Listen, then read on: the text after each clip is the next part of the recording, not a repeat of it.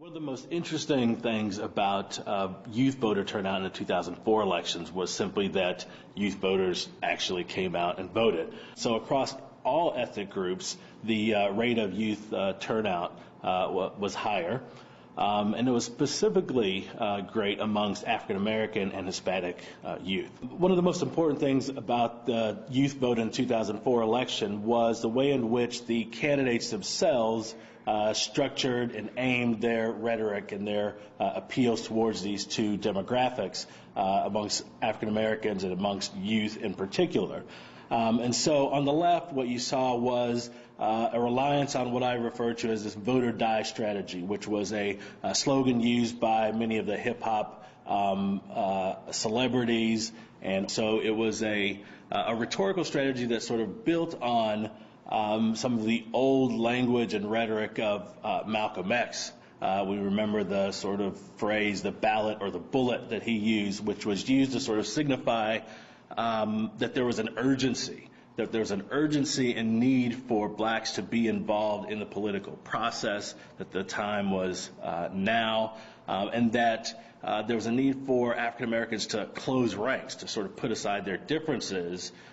so they could pursue this common goal. In contrast, on the right, what you saw was an interesting sort of story with the Bush campaign and those on the right who traditionally have not garnered much support amongst African Americans generally, and certainly not among African American youth. And so on the right, they decided that they would not simply give up on the African American vote. And they certainly looked to some evidence of having Condoleezza Rice and other high-profile African Americans in the Bush administration as a way of saying, look,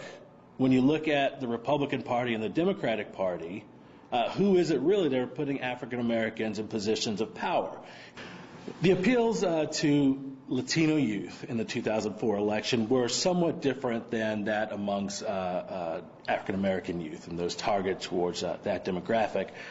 In most part, they followed the traditional patterns of what seems to work amongst Hispanics, and that was less sort of rhetoric, if you will, but more actual voter mobilization, whether that's through personal contact, phone calls, knocking on doors. So, for instance, in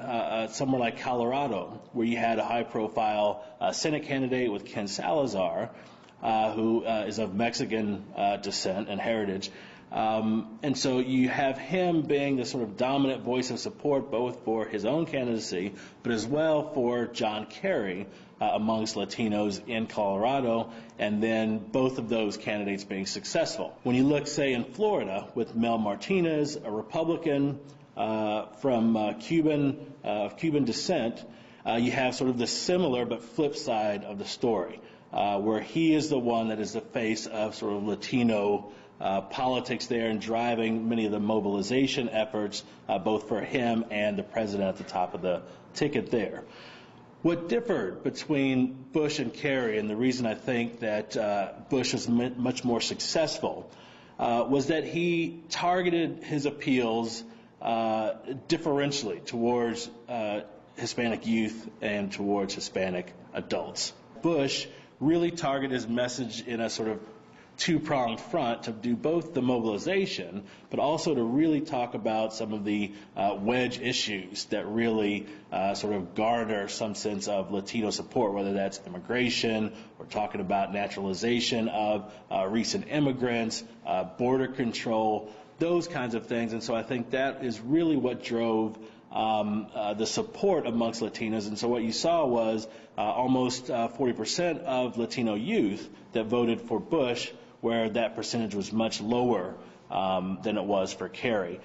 I think that when we look at the 2004 elections and the strategies that worked, that didn't work with regards to both youth voters as well as to Latino and African American youth specifically, I think we're likely to see many of the same strategies, particularly in this our current election cycle in 2008. Often the question, both with Latino youth and African American youth, is not sort of persuading them about the sort of ideological difference or what side they're on. It's really a matter of getting them out to the voting booth on that day. And so I think you're likely to see much of the same strategy used to sort of garner a large army, if you will, of Latino youth who will go out in Latino communities, knock doors, pass out literature. When we look at African Americans, I think that you will also see some of the same strategies. I don't know that there will be as much of a concerted effort amongst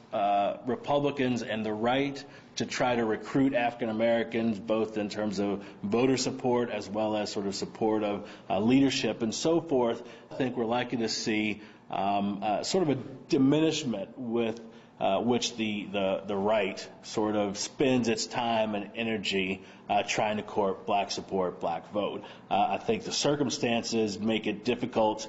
for them, and I think that they will have sort of many more battles to fight where they are likely to not spend so much time and effort there.